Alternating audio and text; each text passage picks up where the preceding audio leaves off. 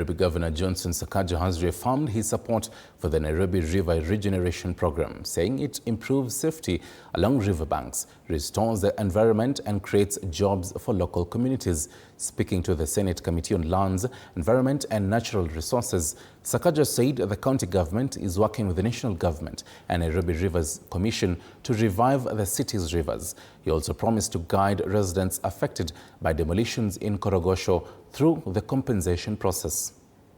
We want to sit with the residents of Korogosho, as you did with the residents of Woodley, to restart that conversation and make sure that there is proper involvement and representation of their voices.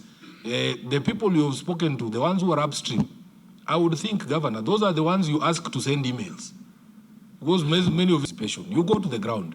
In Lavington and Parklands, if you give them an email address, I'm sure it will work for them. That is why if you look at that law that I've referred you to, there are various modes that you can employ depending on the situation on the ground. The special planning area notice does not, now we are back to SPA there, does not give right to any evictions or displacements necessary for environmental protection without adequate legal justification, resettlement, action plan of affected persons or compensations where necessary, which can only be done with the due process and full compliance with the law. I would really benefit if your committee can tell us how we can then better engage the people, how it can be fair. There needs to be a feeling of fairness. The people downstream feel that they're the only ones who have been prevented from being next to the river, while the people now, upstream in the more affluent areas are being allowed to be close to the river.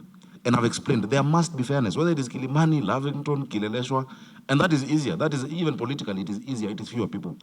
So, Chair, where we've made omissions in terms of inadequate participation, I will admit, and we will do better. Where we've done it, I will provide evidence, but we are not moving back on the issue of sorting out that injustice on the rivers or sorting out, the three rivers. Nairobi River and Madare has been contracted. We're now going to contract Ngong. Ngong River is the most polluted river in Africa. We're not proud of it, but it's been like that for many years. So we're grateful that the national government is working with us on it. We're very grateful because the cost alone on the one river is 60 billion. You give us 20